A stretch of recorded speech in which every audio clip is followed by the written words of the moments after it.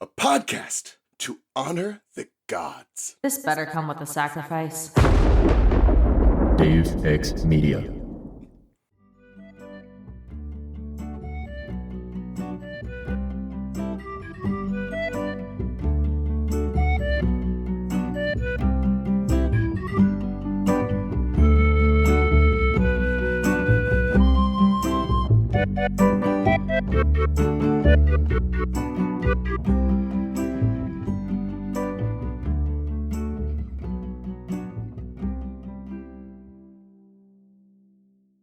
The two-faced man regarded Annabeth as best he could out of the corners of his eyes.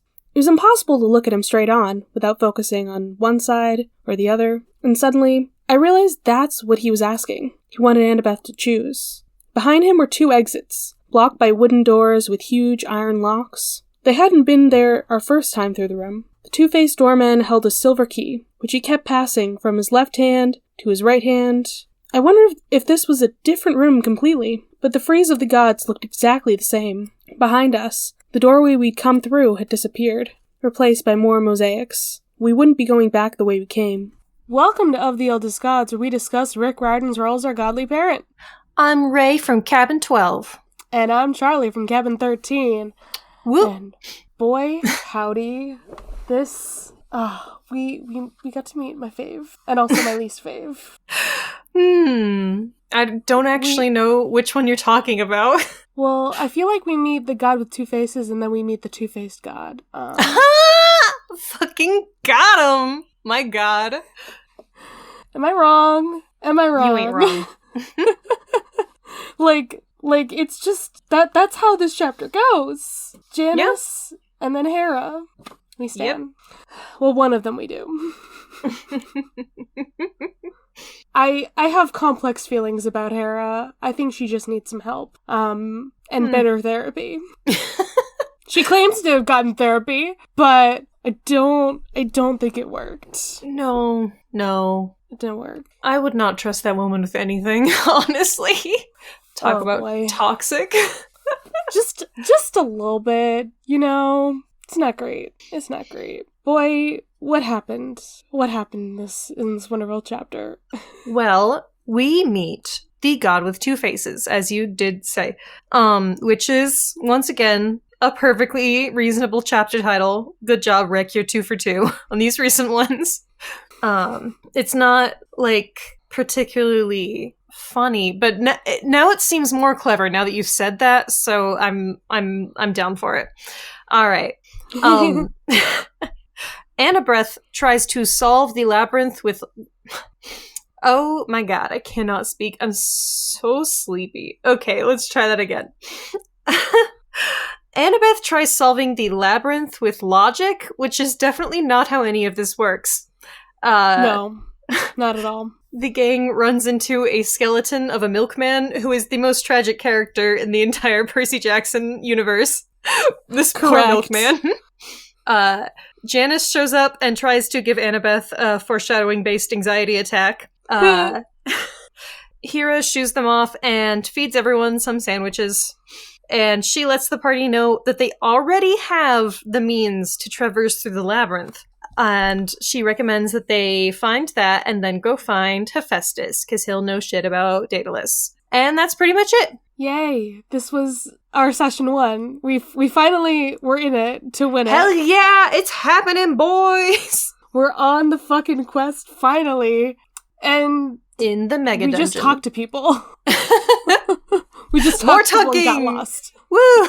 I mean, it's not a problem. There's definitely some traversal happening. Like, we did some skill checks on... we failed some skill checks on survival and tracking and all that kind of shit. Yeah, and then we had a literal Deus Ex Machina when Hera showed up to save us from a different Deus Ex Machina. Right. I think when first there's a god showing up and it's a bad thing, then I feel like it's fair. Yeah. Alright, but let's talk about these gods. Because I have feelings about both of them. Strong feelings about both of them. Excellent. Get us in there. Alright, well, in case you missed it, Okay, so Janus, or I think this says it wants me to call him Janus. No. I veto that. I'm calling you Janus, like you know, like Janus. Like that's also a name, spelled differently, but this is Janus the god. It took me a while for me to be like, Janus? Janice. I got you now. I mean, I know we don't do spoilery things, but I believe there's a child of Janus named Janice later in, like, some short story or something. My god. Whose idea was that? Whose parent was just like, I'm so fucking funny? I mean, not all of the parents of demigods know which god in that they case, fucked, though, that's one hell of a coincidence.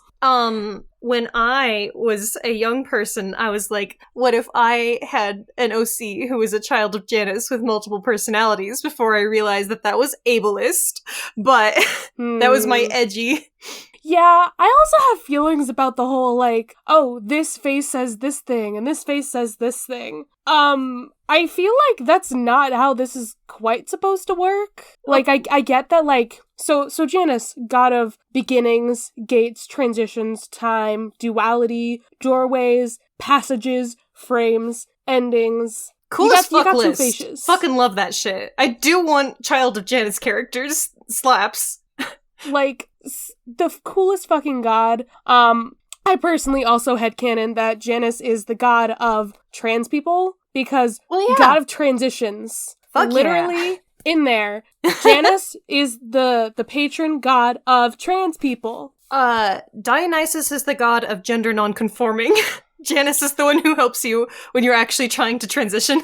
Oh, hell yeah. I mean, like, you got gods for different things, and, like, they all interconnect, like, you know. Yeah. Yeah, also, the namesake for January. Oh, that has never occurred to me. Fascinating. It's like the That's first beginnings. Month. It's the beginning. Hey. Good. Alright, so we got some cool etymology here. Meaning arched passage, doorway. Literally just doorway. Yeah. Also, I guess the English word janitor comes from Janus? What? Good. Okay, sure. Patron saint of cleaning shit up. Fuck yeah. This is the patron god of janitors. Janitors deserve a patron god, if anyone does. They need it. Oh, hell yeah. They do. So parents. Well, first off, did I not mention Janus is Roman? Did I forget to say that? Oops. This is not a Greek god. Okay, god. no, this is fine actually, because they already established that the area that they were in had like a Roman fresco. So yeah, they did. So it's just the section of the labyrinth they're in. This is fine. Yeah. And literally, there is no ancient Greek equivalent to Janus. Like, he is very specifically a Roman god. No equivalent whatsoever. So yeah, so his parents are either none, just, came out of whatever. I feel like if you're primordial, you usually come out of, like, chaos, but this just says none. So, and then the other option is Terra and Caelus, which just means Gaia and Uranus. So, Earth and sky. So, I mean, older than the Olympians. I like the idea that some Roman guy was just like, you know what would slap? And he was right. It does slap. He's totally right. Absolutely. Also, has two different consorts here. Vanilia, a goddess of winds and sea, and Juturna, a goddess of wells and springs. All right. Okay. All right. Sure. Oh, that's cool. One of his children is the personification of song. Aww. Why? I mean, that's cool, but I don't know. It's nice. Yeah. Okay. I really want to see if there's anything to the whole, like, this face has this personality and this face has a different personality. Like, double nature. God of motion. Yeah. I don't know what has a double nature means necessarily here. It's not it's not exactly describing what the heck that means. I mean, also just like, God of change. We love that.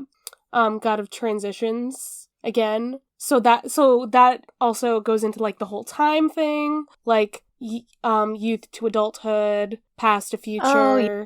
Okay, that makes sense. It represented the middle ground between barbarism and civilization, rural and urban space, very cool shit.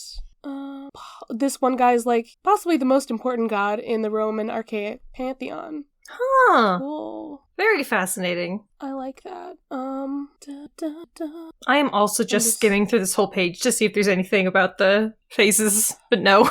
Yeah, I want to see if there's anything to that, but it might just be like Rick's like, oh, well, right? it's a like very a god of beginnings and endings, like You see a guy with two faces, and that's what you do, like the fucking two-faced Batman villain. Like it's a very like modern cultural thing to want to do this specific thing.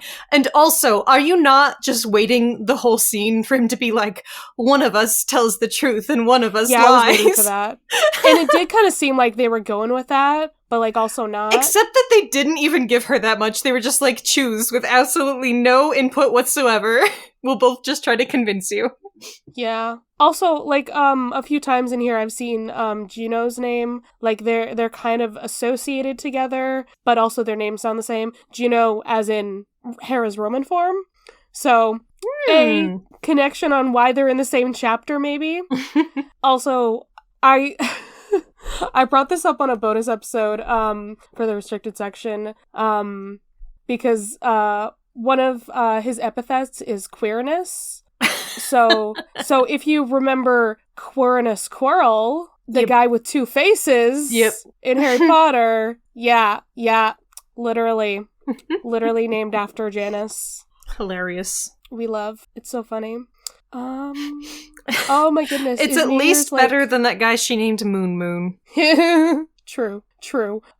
Janus Squirrel, my favorite name. Okay, so I would assume that New Year's is like sacred, because we got, January 1st, New Year's Day, consecrated to Janus. Very cool. We love that. Also beginning of the month, beginning of the day, sure. Yeah, twilight and dusk and sunrise, yeah. Yeah. Okay, do we have any myths here? Here we go. There's a myth section. Anything. Do you have a story, my dude? This is just I was a lot skimming of words. through there, and it was just like a bunch of people he was related to still. It doesn't seem like there's all that much. Yeah. Not a lot of stories. I don't know. Just seems like a god that like was prayed to and just didn't have a lot of stories kind of thing. That's fine. That's totally fine. You didn't get involved in all the bullshit. It's totally good. You would think Janus would be involved in a lot more drama in general, but... You would think so, based on the whole, like, how Rick is saying, like, oh, you're the god who gives people options on this thing or that thing. Indecision. I like the way that's written. We'll get into it, but, yeah. Yeah. Oh, that's cool. The relationship with the gods. I mean, again, we got Janus and Juno together, but we also have Janus and Vesta, who is, Hestia. I love that. Home and family. Very interesting. Well, I mean, I don't know. It's just kind of interesting that Janus has a relationship with the two gods of family. Right. Hestia and Hera are both like goddesses of family and the home and all that stuff. Is there anything else of interest in here? Because there's just a lot of words and not a lot of words that I recognize. Okay, I'm gonna move on to Hera because I got nothing. I'm good. But I do just love Janus as a god. Just seems very interesting. Right? I don't know. I have questions. Definitely something about that really appeals to me. Yeah. All right. Let's talk about one of the most controversial gods. The head bitch in charge herself. Literally. Hera. Queen of the gods, goddess of marriage, women, marital harmony, the protector of women during childbirth. Wow. Yeah. So, we all know her and Zeus have a fun relationship. Yeah. Boy, howdy. Because they both suck. They do both suck. And, like, I want Hera to be more than what she is. But sadly, she was written by men. Who are notoriously bad at writing women to not suck. So, like, yeah, I get it. Dude, your husband sleeps around and, like, you're the goddess of marriage. I want to know who gave you that role, why that has to be your role. You could be something else. Seriously. You could be the goddess of divorce. You can divorce him. Just saying, you could do it. But, like, the fact that every time Zeus has some relationship with some woman, she has to go after the woman instead of punishing Zeus. Yes, literally. That's the problem with her. And the kids. I get it. You are allowed to be mad. You're just directing your anger at the wrong person. And I want someone to write her well, where she's not that bitch that does that. But at the same time, like, what even is her character if you take away all that shit, you know? Like, that's all that she gets. She could be something else. You could make her, like, still the goddess of marriage and all of that stuff. No, but personality-wise, it's just, you know... She's supposed to be the protector of women. Think about that, She's dude. super Think not. about it.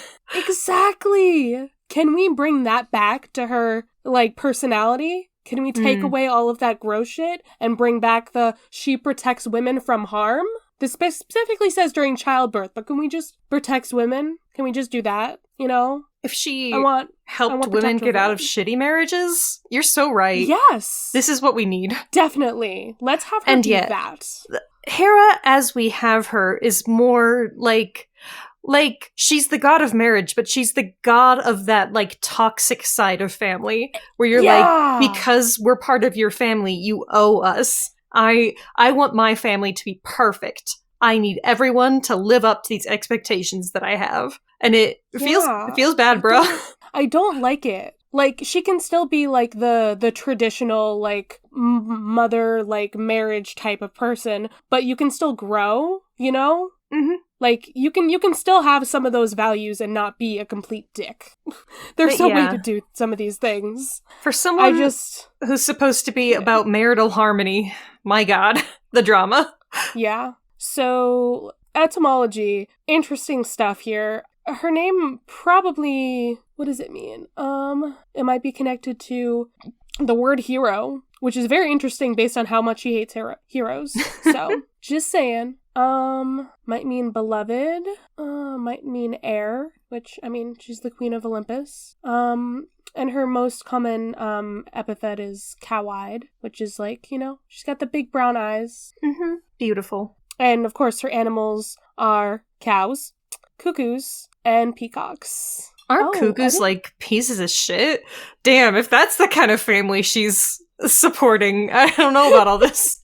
I don't know. They're alright looking birds. No, I might be getting them confused with another bird, but aren't they the ones I know nothing. Who, okay, if I'm remembering correctly, cuckoos are the birds who lay their eggs in other birds' nests, and then when the cuckoo hatches, it pushes the other birds out of the nest and then makes the other parents take care of them? Yeah, I think I'm seeing what you're talking about. Laying eggs in the nests of other species. Yeah. Gross. Why? Yeah, they're horrible parasites who tear families apart. Ma'am, this is what you want? I mean, I guess that makes sense to be associated with her based on her personality. But, again, can we get away from that, please? I did not know pomegranates were one of her symbols. Oh, interesting. Scepters and crowns. Okay, makes sense. She's a queen. We got it. I understand. Her parents, of course, Kronos and Rhea, just like all of the other damn Olympians. I mean, not all of them, but like 6 of them have the same parents. I feel like this marriage with Zeus thing should be larger, bigger. I mean, there is how she got married to Zeus, right? Where's the one where he basically makes her marry him? Yeah, there's the account where she refuses to marry him, hides away in a cave. She's convinced to give him a chance. My god, for real? This is it? This is the marriage we are supporting? Ancient Greeks? Okay, please. There's another reason why the cuckoo is related to her, because Zeus transforms into a cuckoo to woo her. She keeps him as a pet. What? And then he transforms back into Zeus and rapes her. Why? Why this? Yeah, I don't like Zeus. I'm not going to talk about Heracles because we've done that enough, but it's fine. You know what? They have a better relationship when he becomes a god. Good for them. Kind of working it out. Like, yeah, they befriend each other. He saves her from a giant. And then she lets him marry her daughter. Nice. Who's technically his sister. Yeah. Oh well. Out of all the things that can happen, that's like the lowest on my radar for like shitty things. That's a fine thing. That's okay. Compared to everything else. There's the argument she had with Leto, where she Leto, Apollo and Artemis' mother, where she didn't let her give birth on like any place under the sun. About that. Fun things. There's also a version where she kidnaps the goddess of childbirth to keep that from happening. So, fun times. Cool, kidnapping. Yep. And, of course, she also created the giant Argus, our boy, with the millions of eyes. Love him. Love him. He's a good boy. Oh, God. Judgment of Paris is on here, because she's one of the 3 goddesses. What is it that she was going to give Paris? I can't remember. If he chose her, she offered him political power and control of all of Asia. Huh. I have questions about why. Ma'am, do you have authority over Asia? Ma'am, I don't think that's yours. I want to know. Also, political power, that's interesting. I mean, we do associate her as the queen, but I feel like we don't associate her with, like, having power in any sort of way. I feel like that's not the classic interpretation, but maybe it is, given that that's there. But I definitely do associate her with that kind of thing, with, like, being kind of, I don't know, having her own machinations. Yeah. Oh, right, there's, in the Iliad, she deceives Zeus, where she seduces her own husband. So he would stop interfering with the war, basically. Oh my god. Because he hated, like, everyone during that. Oh yeah, there was the whole shit with Semele, where, you know, again, she was dating Zeus, and she made her, have Zeus prove that he was actually a god, showed his divine form. Dionysus almost died. Very rude. Oh, he slept with Lamia? Okay. I forgot the story of her. There's just a lot of these people here. Oh, right, Tiresias! Speaking of transgender things, I can't remember if we've talked about this. When Tiresias, he encountered some snakes mating and hit them with the stick, and then he got transformed into a woman. Huh, that is weirdly specific. And then 7 years later, he found snakes mating again, hit them with another stick, I think. Yeah, and then it says depending on it, either he left them alone or he trampled them again, and then transforms back into a man. And this was also that Zeus and Hera could settle on the question of which sex experiences more pleasure during intercourse. And I see this has been a fight for a long time, a debate. And the answer is women. I guess that multiple orgasm thing really gives him a leg up. Yeah. Hera struck him blind for this. And then Zeus gave him the gift of prophecy. Okay. Oh, that's why Tiresias is a familiar name. The blind prophet. I remember him. Yeah, that's the guy. That's the guy. Okay. I would like to imagine that Tiresias is gender fluid and honestly could not give a shit and just really hates snakes. Okay, so the thing is, he gets married and, like, has kids, like, both times. Like, just, you know, lives like it. It's fine. Gender fluid, bisexual icon. Tiresias. Good for you, Tiresias. Yeah. Who knew you had such a bitchin' backstory? Get it. One of the coolest. Also, I feel like Ixion is kind of important. Random guy, Zeus has pity on him, brings him to Olympus. I don't know what the backstory is there, but Ixion wants Hera. He wants to fuck Hera. So Zeus is like, That's my wife. I'm going to make a cloud in the shape of her, who's later named Nephili. And Ixion fucks her. And that's how centaurs are made. Okay. Yeah, that's how every centaur besides our boy Chiron is born. Just some guy, huh? Just some guy and a cloud. He fucked a cloud who looked like Hera. What the fuck? Yeah. So then, because he wanted to fuck Hera, Ixion is in Tartarus, and he's on a winged fiery wheel, always spinning. Apparently he and that cloud fucked a lot, huh? I guess so. What? Okay. Yeah. Okay, I think this might be, this is the last interesting thing I got here. That possibly, Typhon? Like the big, monster guy, father of most monsters. Yeah, he might be Hera's kid. Born just to Hera? Like, just her. At least that's one version of it. She bore Zeus him alone did make as a brain revenge. baby, so, I mean, I guess... Yeah, literally, it says revenge at Zeus, for giving birth to Athena. Oh. Alternatively, that's... Why would you get mad about that?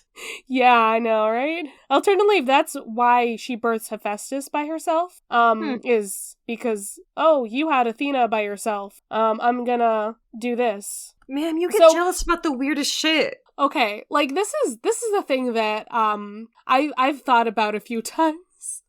And some friends have disagreed with me on how it could work. But I'm just like, okay, Hera has precedent on being able to birth beings by herself. Yes. I'm scared of where you're going with this, but yeah.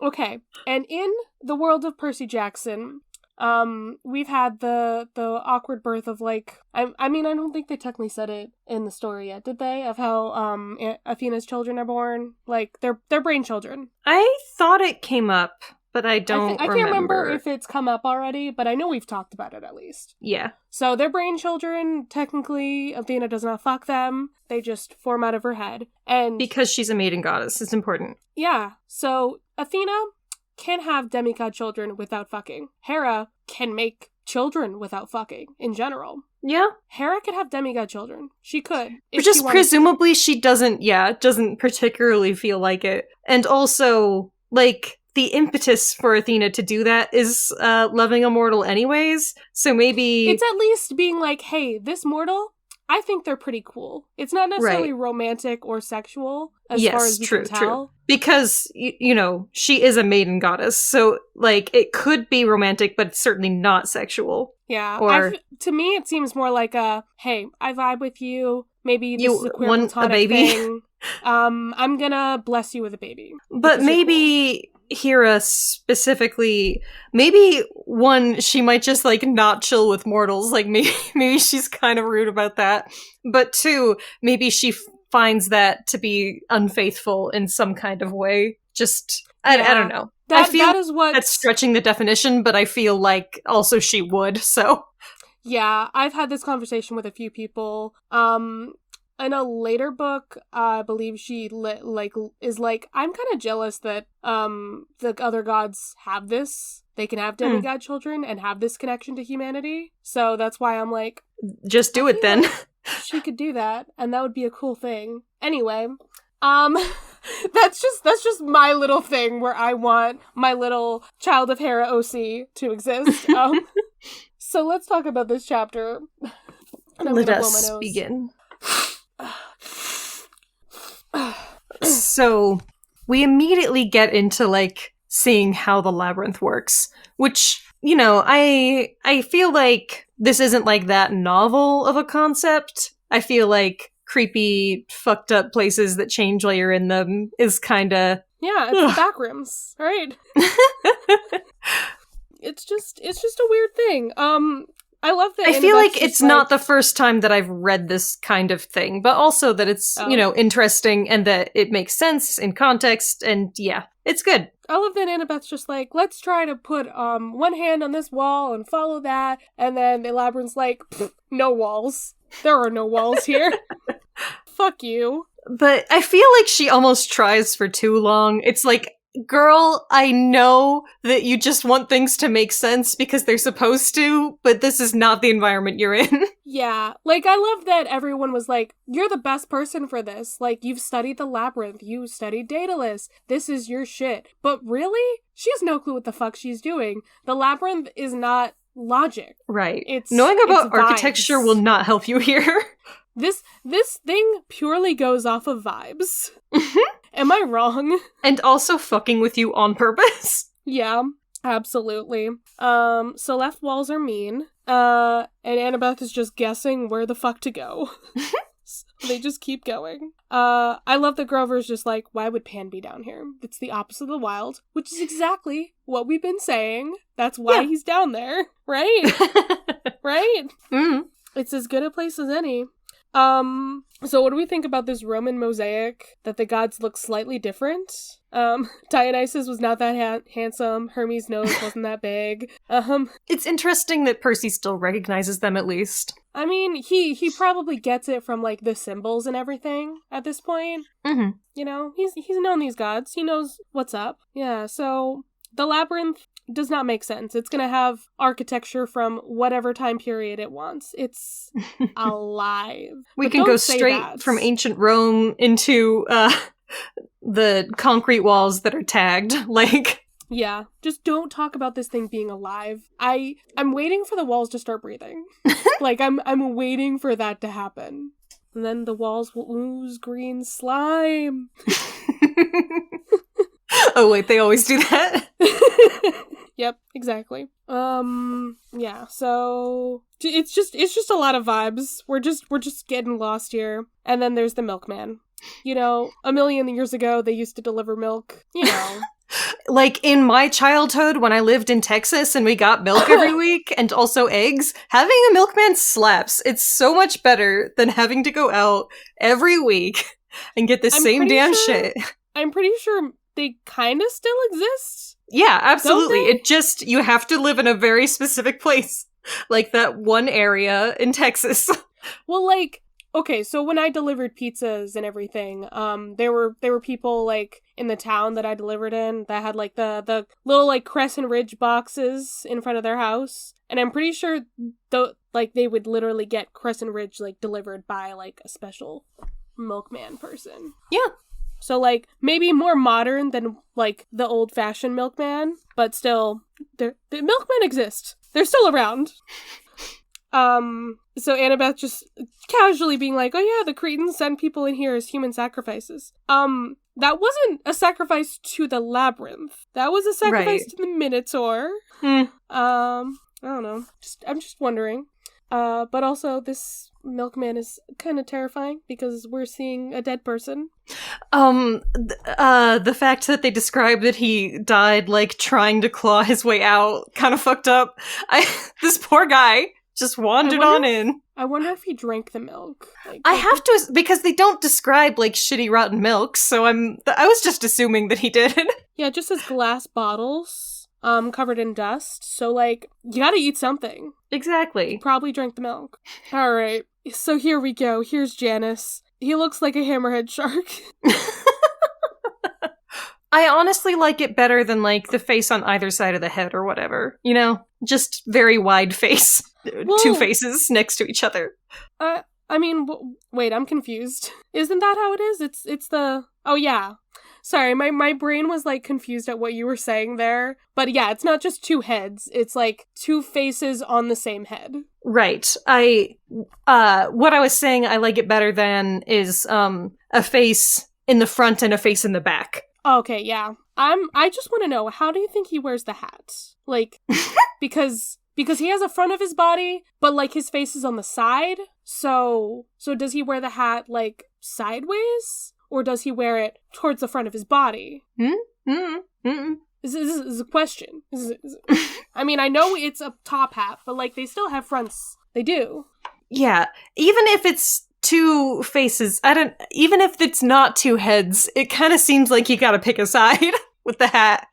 Yeah, exactly. Because the faces are, like, to the side. I don't know. It's a question, and I feel like if he wore baseball caps, he would wear them, like, frontwards. but then when you're facing his face, it's to the side.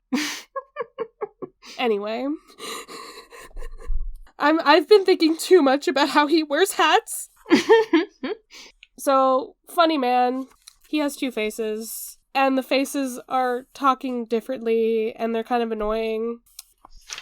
And we have two doors. We have to choose. I feel like he's not necessarily a god of choices, though.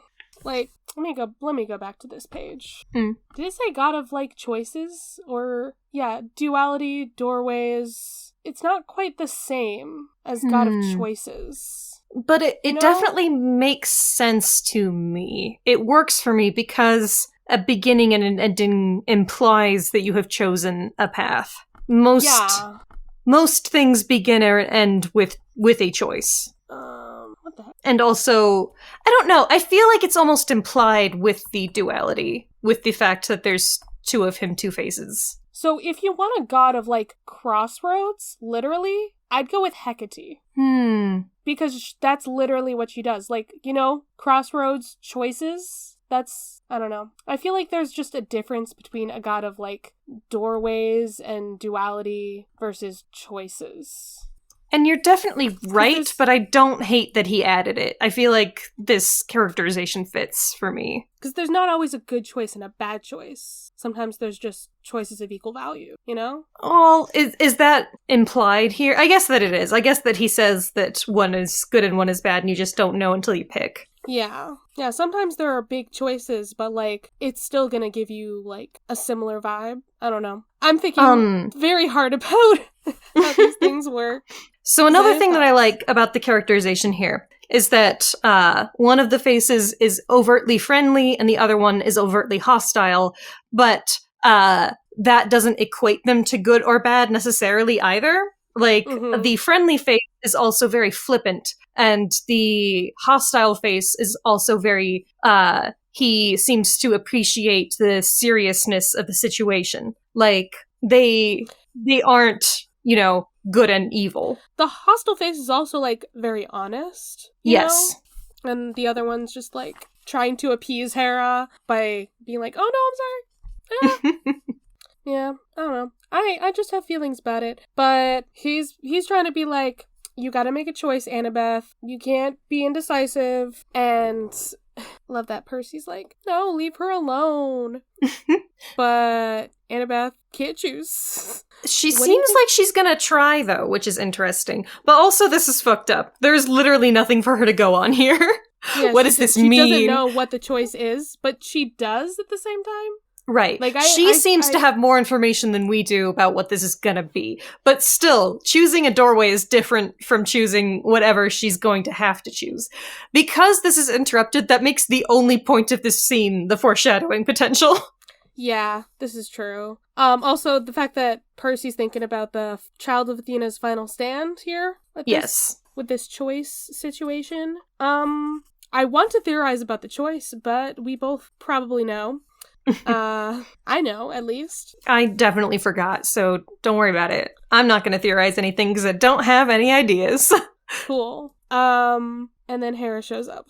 I'll probably remember when we're, like, one chapter away from it. Yeah. Pretty lady shows up in a flashing light and just calls him out. Like, what are you doing here? Leave her alone. I'll give you a choice. I'll turn you into a door and break you down if you don't leave these heroes. Very aggressive, but mostly Hera, this is a very mild interpretation of Hera. Yeah. You want to be turned into a French door? No, I'm good. Oh, okay. I could never be from France, even though my last name is technically French. Wow. Just calling out the French. Alright, so Janice is gone. And now we're gonna have a picnic with Hera, Queen of Heaven. So Percy's seen her before, but he just didn't pay attention. Right? We called him out for that. He's just like, oh, women. Women? Whatever. Love that she looks like a regular mom, I guess. Yes, I like at least all of that kind of stuff. You know, the sandwiches and the, like, cleaning you, and I kind of wish that he would have leaned into that more. Like, yeah. I want her, as like, my toxic mom character. I want her to be, like, kind of aggressively friendly and motherly, and, like, it's kind of good, but also kind of, like, Mother Gothel from Rapunzel vibes. Ooh. You hear what I'm saying? Oh, God. Just, like, really over the top with it in a slightly passive-aggressive way. I hate it, but, like, you're right. That makes sense. Yeah, I mean, I do love that she's like, Grover, use your napkin, don't eat it. Tyson, you're wasting away. You want another sandwich? Yes, those are, like, my favorite parts of this. I feel like, once again, we're suffering from Rick not wanting to go as far with the female goddesses. I want them to be caricatures the way that the male ones are. Yeah. I think women deserve to be fucked up and silly. Let women be fucked up and silly. So I'm glad that Annabeth's like, well, I thought you didn't like heroes just because of what happened with Hercules. Okay, ma'am, it is not just Hercules, but also, she doesn't dislike heroes. She dislikes the products of her husband's infidelity. That's not everybody. Right. It's just most of them, because the man cannot keep it in his pants. It's not even usually the heroes that she doesn't like. She usually doesn't like the women. Mm-hmm. So, like, I feel like Hercules is a special case. But she accidentally ended up making him the most popular hero to ever exist. So... Also, I like that you gave me some context there, because she's like, water under the bridge, my dear. Which, like, yeah, they're, like, cool now. Good for them.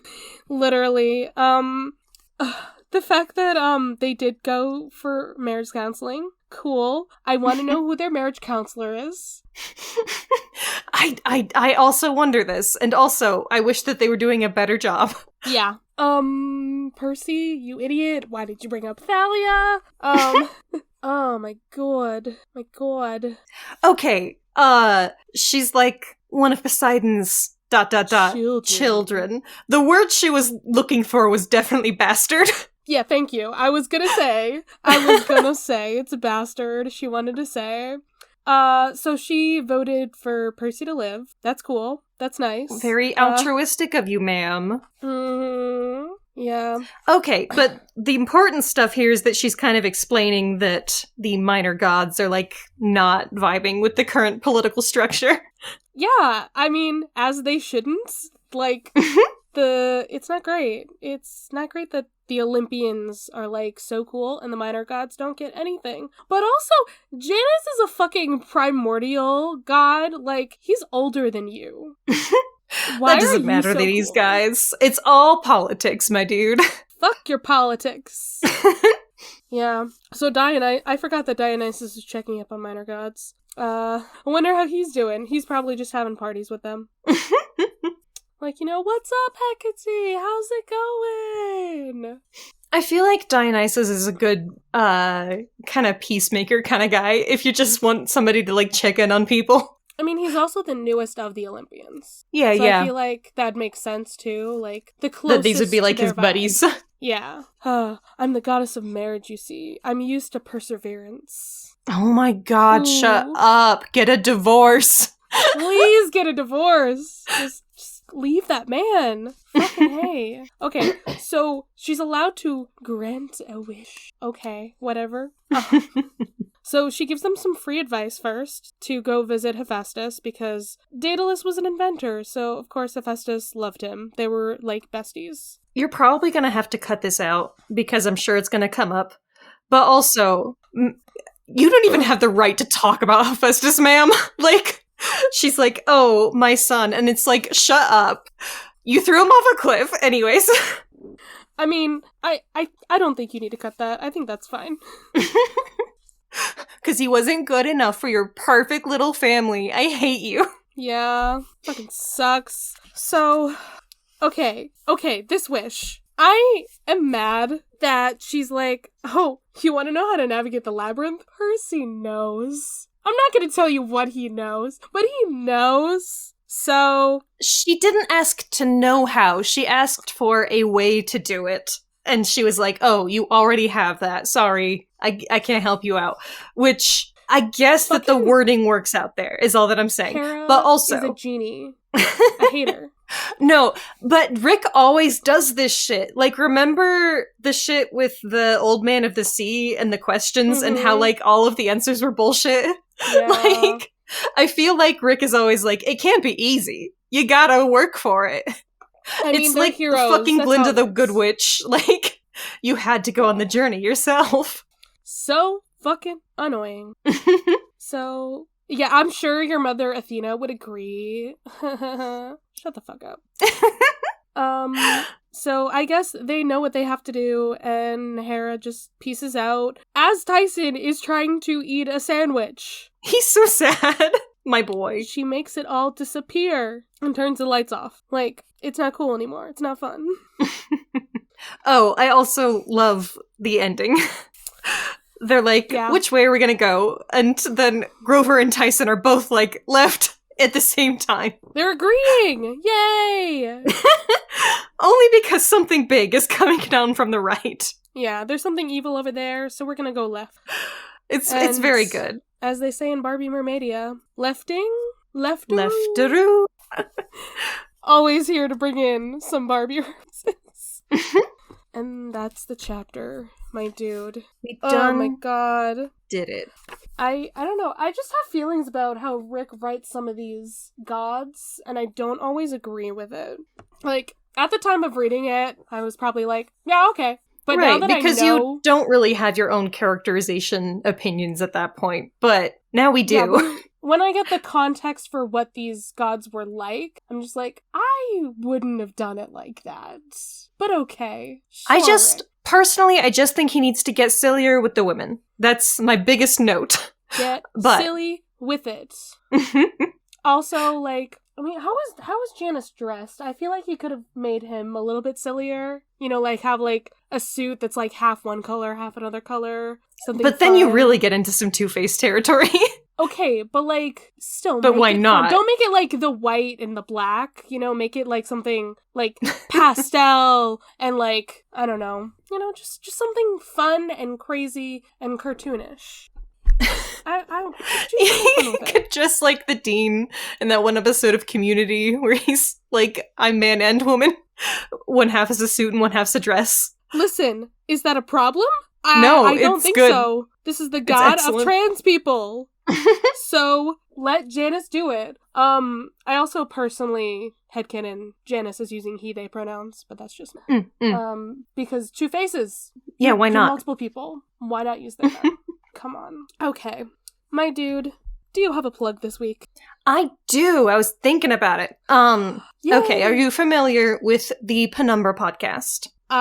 You might have mentioned it. I'm not sure. I don't think so. Okay, so the Penumbra podcast is a podcast that has a few different stories that it tells. It's a narrative podcast, but it has a few different like series within the same podcast feed that are connected by like this framing device of a train, I think. Oh, interesting. So a lot of people listen to their more popular story within that, which is Juno Steel, which is I actually haven't listened to it. It's the more popular one, but I was like, nah, let me get in on this other thing. Anyways, I'll just recommend the whole podcast. So anyways, Juno Steel is like a noir detective sci-fi story. It's really gay. We stand. Yeah, so definitely worth checking out. But what I like is The Second Citadel, which is a story about medieval knights in their own like fantasy setting, and it has racism, it has polyamory. Okay, full disclosure, I listened to this podcast because I heard that there was a threesome with a lizard, and there sure was. Okay. That sounds very you. His name's Lord Aram of the Swamp of Titan's Blooms. He's a lizard with 4 arms, and he gets a girlfriend and a boyfriend. I support. I'm happy for So, if you haven't been, if you like podcasts that are narrative podcasts, check out the Penumbra podcast.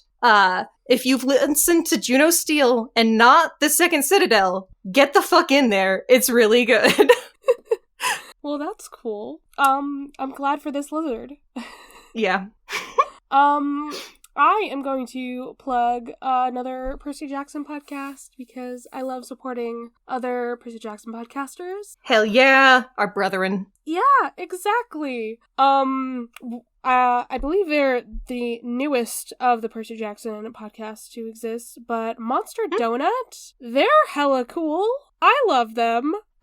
They really bring in like more mythological than me sometimes, and also very literary discussions. Nice. I love it. It's very interesting discussion topics. Also they accidentally spoiled the entire Hades game in their most recent episode. I support it. I mean, who did you think Zagreus' mom was gonna be? Come on. Who do you think it was gonna be? I didn't even know it was like a mystery. Exactly. Like, before playing the game, I was just like, oh yeah, Hades and Persephone together. Spoilers for the Hades game, but I didn't even get the dialogue because I never ran into Athena again.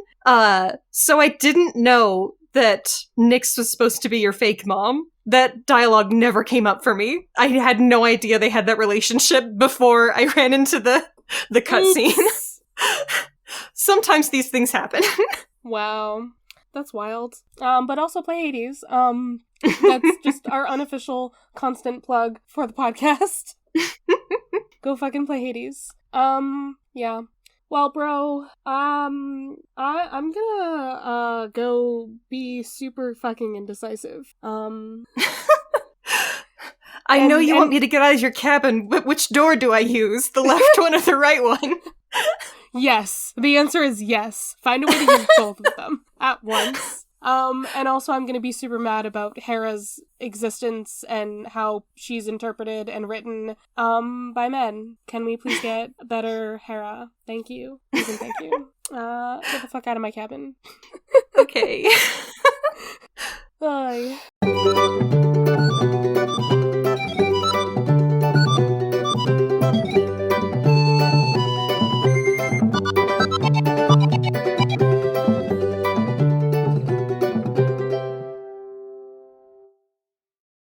Hello, listeners! Editing Charlie here with a patron shoutout. If y'all didn't know, our $10 and up patrons now get a shoutout on the pod. So now, I get to shout out our lovely God Complex level patron, Matt. Matt is so wonderful and has been a supporter since we started the OTAG Patreon. Thank you so much for all your support, bud.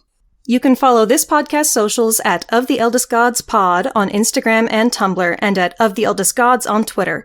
You can send us an iris message through oftheeldestgodspod@gmail.com. If you'd like to support us financially, join us at patreon.com/oftheeldestgods. By becoming a patron, you can join the Deus Ex Media Discord server, where you'll be able to chat with us and other listeners about episodes and anything Percy Jackson related. Our $5 patron tier also gets you access to Against All Odds, our monthly bonus show. There, we'll talk about a wide variety of topics, which usually have something to do with mythology. No promises. You can check out our merch store on Redbubble to find custom designs made by Charlie. Or if you cannot or do not want to support us financially, we'd really appreciate a rating, a review, or letting your friends and followers know how much you love the podcast. That really helps. You can find me, Ray, at HeyHeyRay, spelled R-A-Y-E, on Twitter. If you want to hear more from me, check out Barbie Movie Slap, a podcast where my co-host Ted and I discuss Barbie's cinematic universe. That podcast Twitter is at Barbie Slaps. And you can follow me, Charlie, at GreenPixie12 on most platforms, but on Twitter I'm at GreenPixie123, which I'm totally not salty about. I also have an art Instagram at GreenPixieDraws. I sometimes do the YouTube thing on my channel, Charlie Mac. That's M-A-C-K. Our music was written by Isabel Strauss-Riggs and recorded and edited by Ian M. Riggs. You can find Izzy at Kane_I, that's I as in the body part, on Instagram and Twitter. She also currently makes video essays on the YouTube channel Kane I. Feel free to message her about making music for your project or editing your podcast. Of the Eldest Gods is proud to be a part of Deus Ex Media, which features great podcasts like The Restricted Section, a chapter-by-chapter Harry Potter pod with lots of spoilers all the time. What's up, potheads? I'm Christina Kahn, host of The Restricted Section, the Harry Potter Slander Harry Potter Book Club podcast. We are a raunchy, rambling, unabashedly pro-trans rights Harry Potter Book Club podcast hosted by a bunch of nihilistic millennials who are desperately clinging to childhood fantasies as a way to escape the monotony of our 9-to-5 work culture and the inevitable extinction of the human race at our own hands. Isn't it wild that this book series was spontaneously created by the gods and has no actual author? Welcome to the show. The Restricted Section releases episodes on Wednesdays. The Restricted Section can be found at Restricted Section Pod or at Restricted Pod across all the socials. And just to make it clear, fuck TERFs.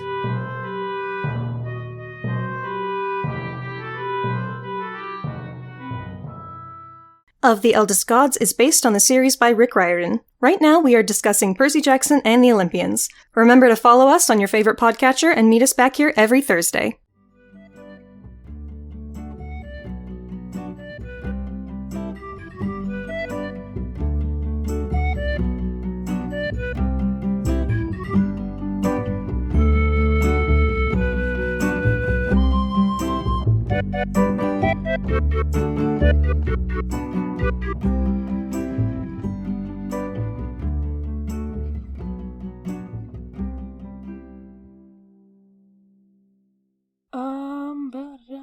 Interesting.